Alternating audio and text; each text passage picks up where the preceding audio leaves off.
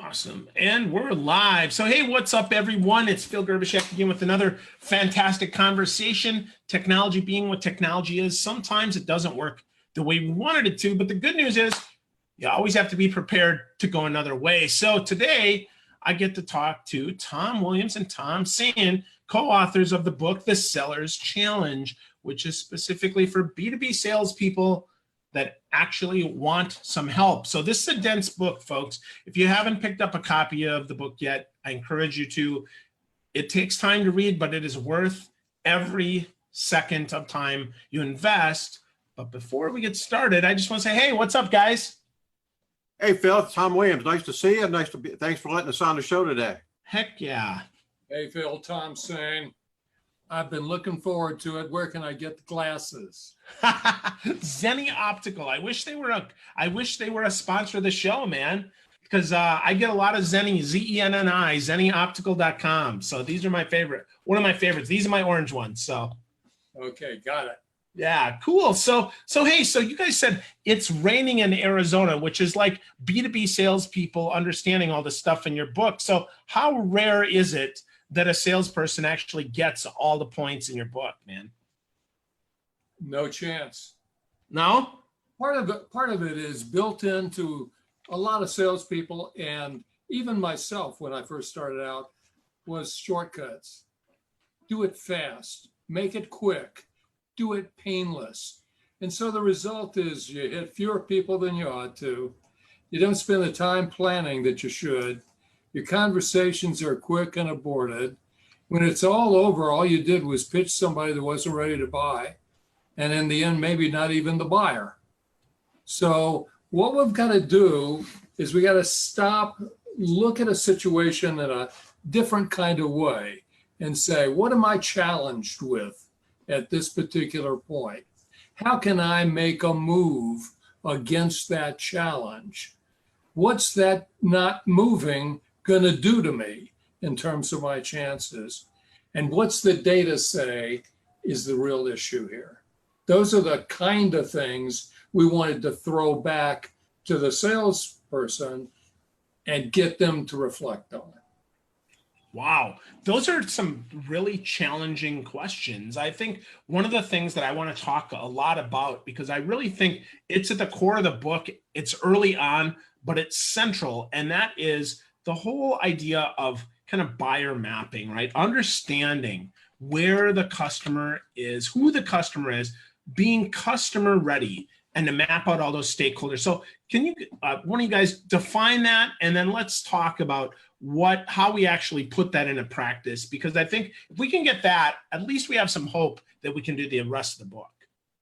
Well, really, the genesis behind stakeholder mapping, really was to answer the fundamental question of, who buys, who cares, and what matters. And from that, Phil, what we did is we laid out, 6 questions that we think are fairly central, to every seller and how they need to approach winning a complex selling opportunity.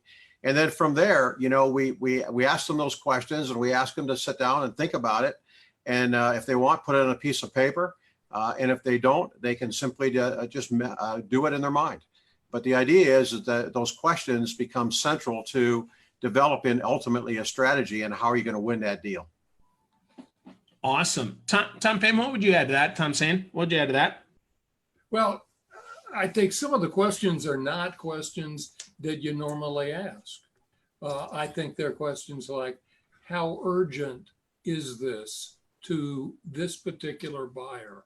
And I think that's something that escapes a lot of us. We think that because they've issued an RFP, sent you a letter, take your call and your appointment in their office, that they're ready to buy.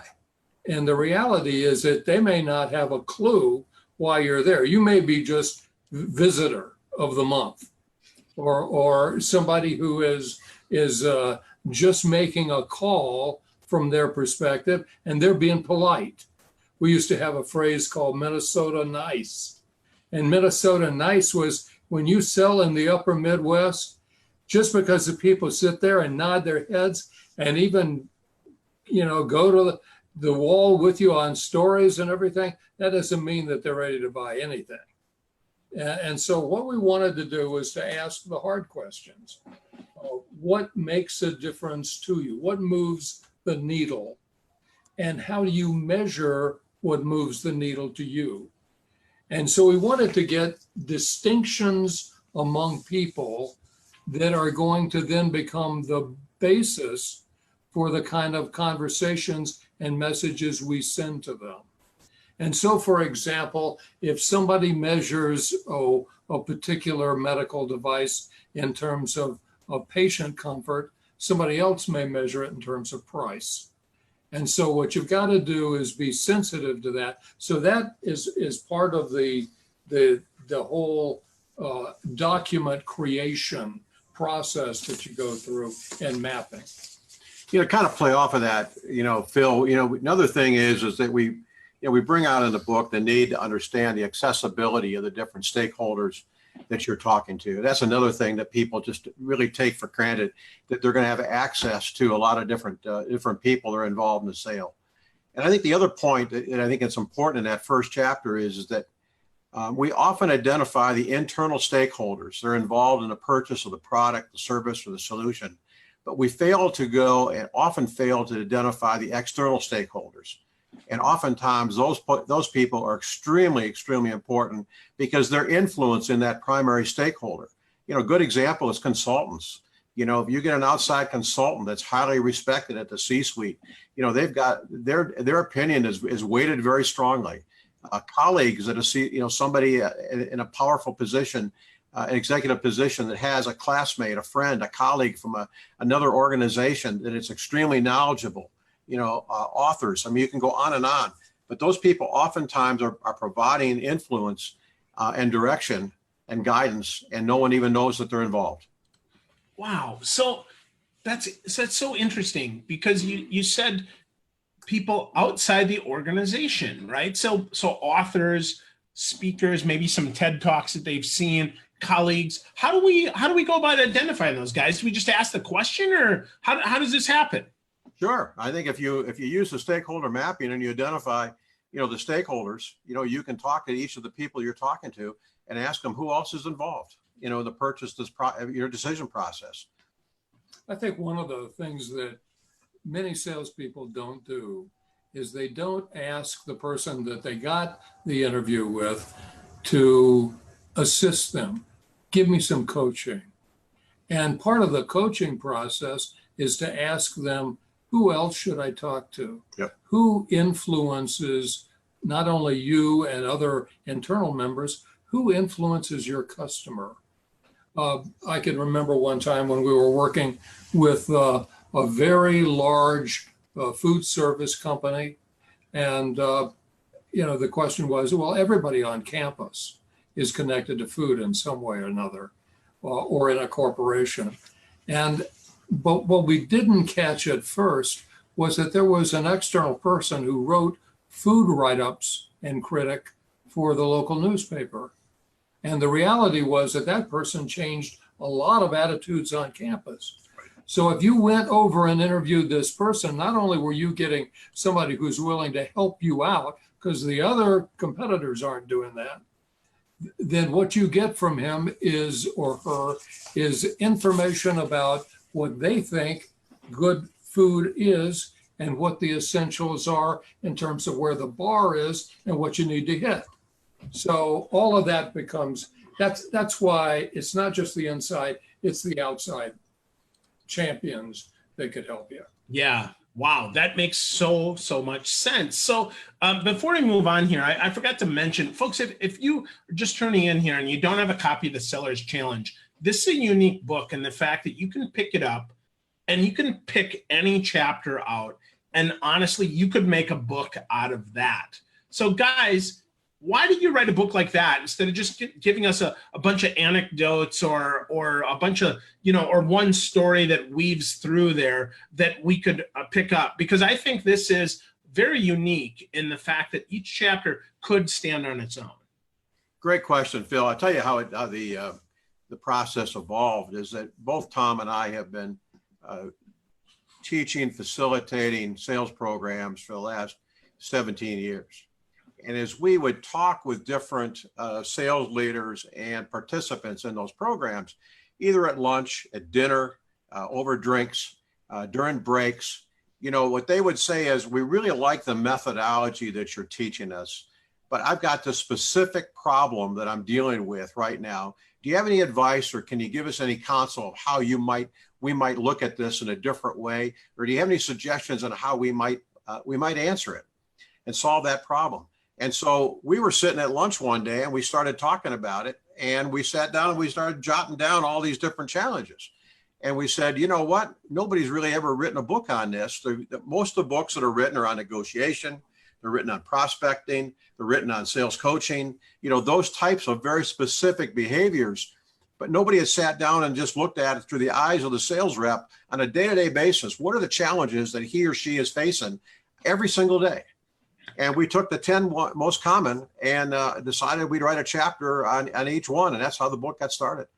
And I think, just to amplify that, one of the things we wanted out of this book was we wanted it to be the most marked up, yellow lined, page torn, corner turned down book in anybody's library. In fact, we didn't want it in your library. We wanted it in your briefcase or your backpack, because it's something that you could refer to, because the events that happen to you, sometimes you can't anticipate sitting on an airplane or at home. Right. These are some things that you have to think about as you're going into a situation, and the secretary or administrative assistant says to you, oh, by the way, there are 4 other people that'll be joining you.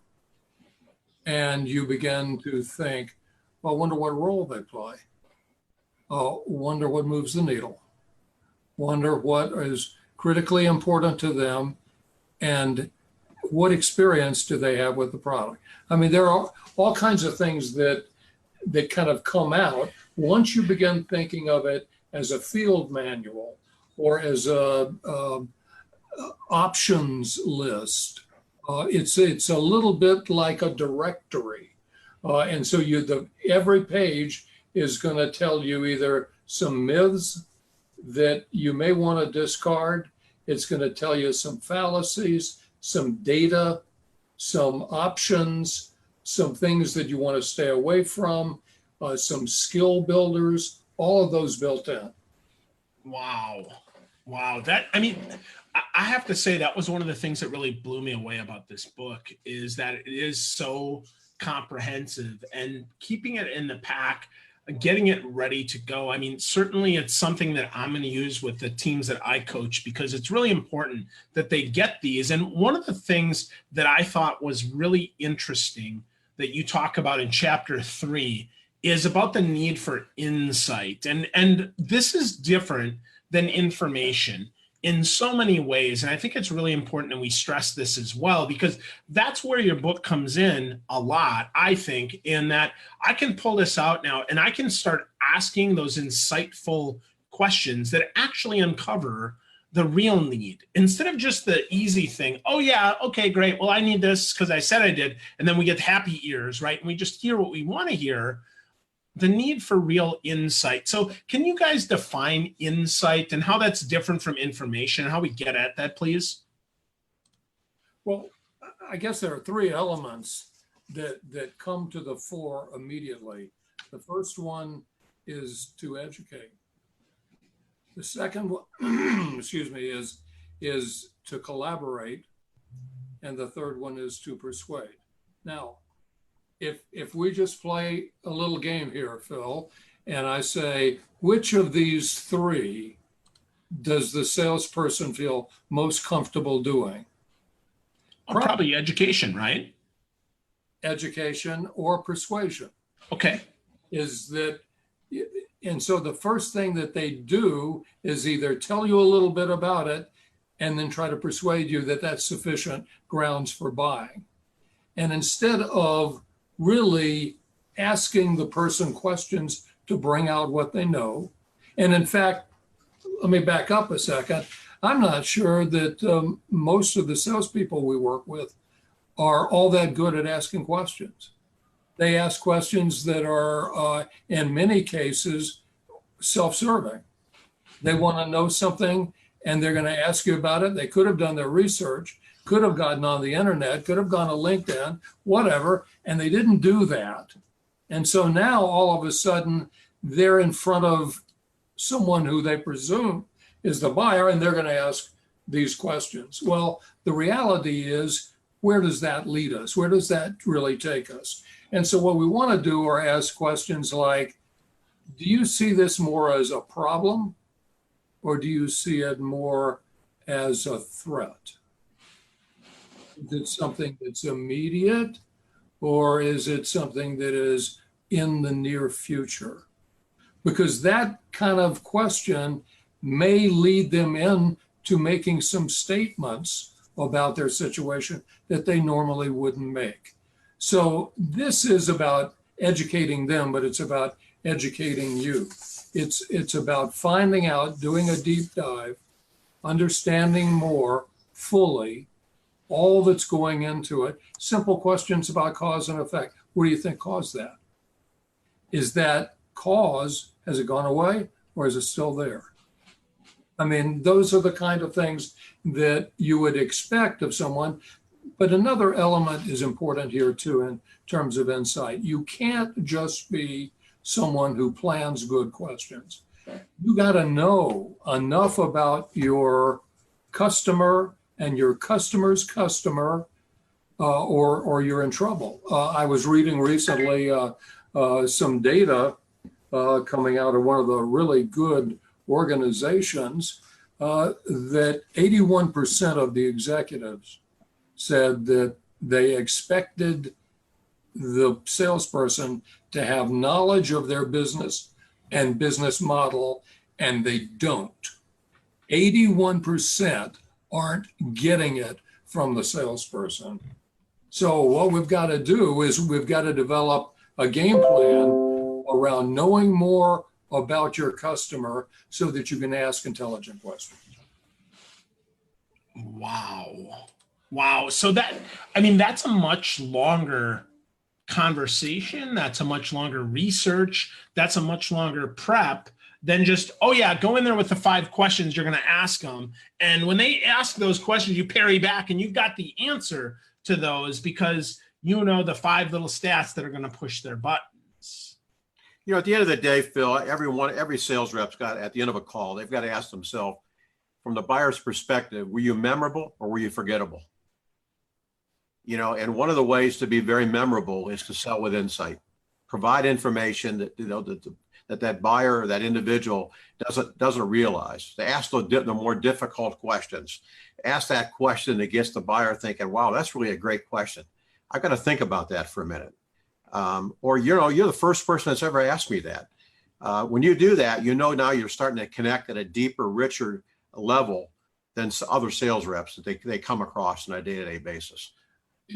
Another point I think to just amplify on that is that, excuse me, that a lot of people really don't have a lot of salespeople don't have a good sense of where the conversation is going. They have a few things that they want to get out of it, and they're determined that they're going to go in this particular direction or another, when in reality, it's got to be, in a sense, prompted by the salesperson, but it's got to be what's coming out of the buyer. What are they saying their needs are? And if you have the right kind of conversation, then you get yourself into a position, because there's kind of an etiquette to insight selling. And that is that you ask questions. It's not about trying to trap them. It's not about trying to be smarter than them. What you really are asking sincere questions. And hopefully the insight doesn't come from what you say. It comes from what they say, and they recognize what's going on. Then they're smarter than when you came in the room. And so for some ways, it's hard for the salesperson to give up that role of I know more than you. That's so interesting, because I don't know, maybe I'm weird, but I could never assume to ever know more about your business than you do. It's your business. I mean, my goodness, you work in it every day.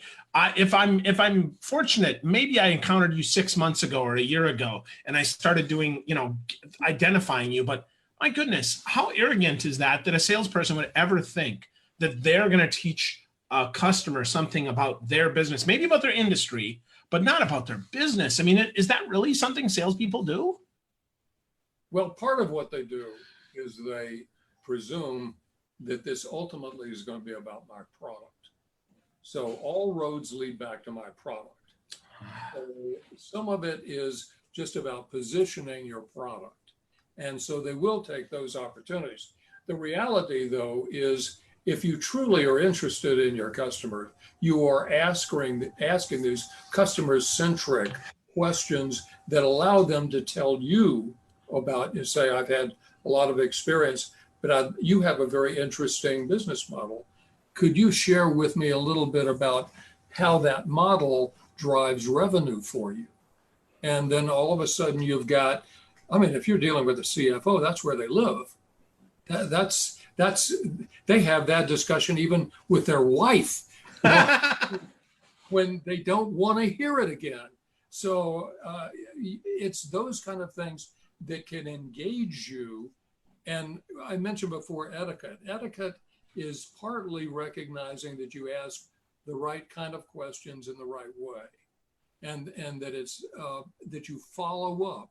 If someone takes the time to answer a question, then pursue what that means. If someone says, here's the size of my problem, then you could say, what's the scope in terms of other departments and its reach? What's the volume of business laws? And so all of a sudden, these are things that someone might say, I know we lose money on it. I can't tell you right now how much, but by this afternoon, I'm going to figure it out. And that's when you have actually gotten someone through questioning to realize the limitations they have and where they need to go to tap resources. Phil, this is really, although we've written a whole chapter on it, this is not difficult to do for most sellers. Top sellers have been doing this for years. We come up with new terms, the last few years. We talk about, we have to challenge the customer. We have to provide insight. We have to provide perspective. But good sellers have been preparing adequately for sales calls for years. They've been asking really good, tough questions. And really, if you get right down to it, there's 4 areas that every executive is concerned about. But they want to increase revenue. They want to decrease their cost. They want to mitigate or eliminate risk. And they want to improve operational efficiencies and productivity.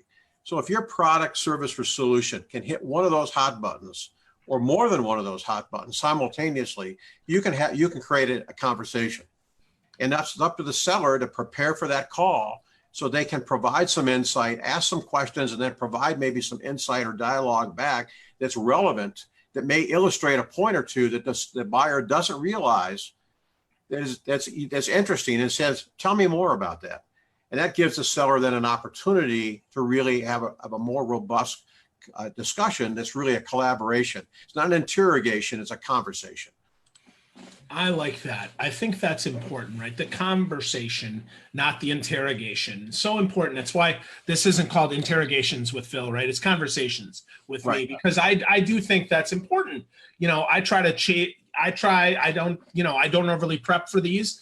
I read the book and I try to ask good questions, but wherever you guys take it, I'm going to go with you, because I think that's important to respect the answer and then to go after that even more. So I'm grateful that I guess that my philosophy aligns with yours, because I do think, for me at least, it's natural, and it does feel like something that is kind of common sense once we say it out loud.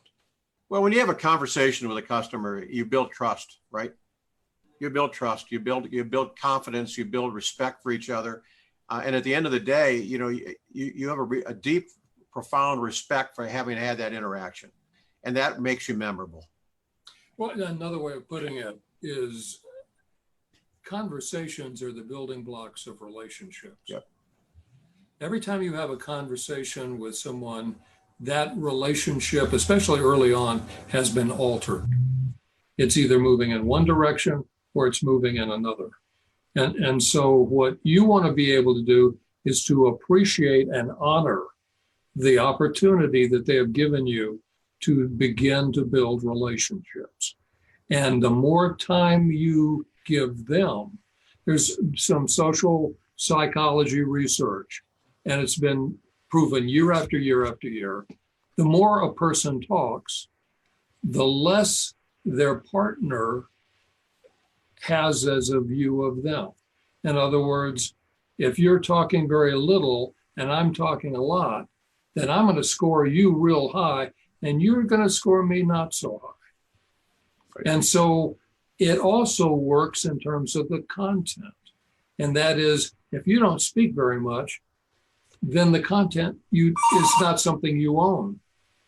So you don't have as much regard for the content. And so every time you have a conversation, what the salesperson has to do is look at the balancing act. There's things I need to say, but there is a lot that I need to do to engage this individual, to allow them to educate themselves and myself, and make this a fruitful, ongoing relationship. Excellent. Good stuff. I agree. That balance is hard. That balance takes time.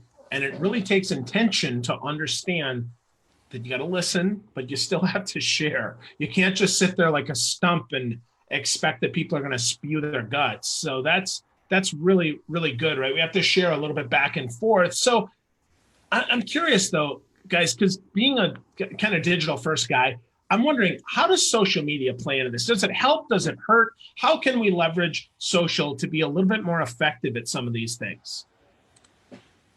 I love this question. We were just talking about this morning, so go ahead. We might have to play off each other on this one. Yeah, the reality is that here's a tool that it's not just a hammer, it's not just a screwdriver, it's not just a saw, it's a whole bunch of things. This is a tool shed, not a toolbox. Right. You can do phenomenal things with this. You can actually create your own brand. How cool is that? You don't have to write a book to do it. All you have to do is figure out how I want to connect with people, how I want them to see me, what I have that's of use to them, and you begin to build your brand. And so when we look at it, I'd say the biggest difficulty, well, let me back up, because I do have to tell this story. We were at a meeting one time, and there were a whole bunch of people that were sales trainers. And a question was asked, how many of you use social media? And everybody raised their hand. Said, well, if we were to just take out LinkedIn, and all the hands dropped. So it's pretty one-sided, pretty uniform in what people are doing now. And yet all of these tools out there, they're transforming. Even as we sit here, 5 years ago, what was Instagram? And yeah, exactly. And now it's a big part of the puzzle. When we first started looking at things, we had a list. There was a short list of the things you could do. And before we could get it done, it had exploded. And people were using it in very different ways. I think it's exciting. I think it's a new way to relate. I think it's a new type of conversation. But at the heart of it is something terribly important, and that is communities of people who are like-minded. And by like-minded, I mean you can find people that care about each other because they care about the same thing. And that's a pretty important direction to go in, because sometimes you don't get that when you are relating to a buyer. And if you begin to think about all of this as helping the buyer and not just helping yourself, if that's what you get yourself committed to, then all of these tools begin to make sense. Tom Williams, what would you say, friend? Well, I play off of that. I think, the most common tool, social selling tool that sellers use today is LinkedIn. And I think that's an absolute foundation for, I think, any sales representative. I have a hard time when I ask salespeople, how many connections do you have on LinkedIn? Are you connected on LinkedIn with your customers? Do you follow your customers? Do you do investigation work in advance on prospects? Do you know what your customers, who they're linked to? All those types of things. And if somebody doesn't know that, I mean, it's a big red flag because it's a foundation. I mean, that's the basics of understanding how to use social to not just develop your brand, but to use it from a prospecting tool, to use it as a tool to get more information and better quality information about someone before you go and have a conversation. Today, in today's world, whether you use social, use other research tools, whatever it happens to be, there's a certain amount of foundational information that you can go and gather before you ever make a sales call on a new prospect or on an existing customer. And you should never be asking questions that you could have already found out on the web. That's a giant red flag that you haven't done your homework. If you haven't done your homework, it means you lose respect, you lose your credibility, you lose trust, and all of a sudden now, if you're talking to an executive, you get delegated or relegated to a lower level individual or you get thrown out of the account. Because they just think, here's a guy that just wants to sell something, or a gal wants to sell something. They really haven't invested any time to understand what we're all about. So I think social is a good way to start. But again, coming back, if you're prospecting, social is one aspect. You still got to do, good outbound sales calls. You've got to go out and prospect that way. All right. You still got to use email. You've got to pick up the phone. I mean, that's just part of the deal. If you think you're just going to all get, customers are just going to flock to you because you're posting on LinkedIn or Twitter or Facebook, it's not going to happen. It's going to be a pretty cold, long winter where you have an empty funnel. You've got to go out and do all the other prospecting methods that everybody talks about. Phil, I was talking to one woman who, salesperson, very much utilizes a number of the tools in the toolbox, had gone in to visit with a client, and the client was obviously upset. And she said, John, I've known you for a long time. I've never known you this upset. He said, oh, well, I'll tell you what it is. It doesn't relate to you. It has everything to do with conferencing software and all the different options that are out there. It's driving me crazy. We got to make one. We got to buy, got to make a purchase soon. And I have no idea what's going on. I've looked a little bit on the internet, but I still feel lost. She says, I tell you what, why don't you tell me the ones that you're looking at? And I'm going to get on the internet and go to my 800 people in my network. And I'm going to do a poll.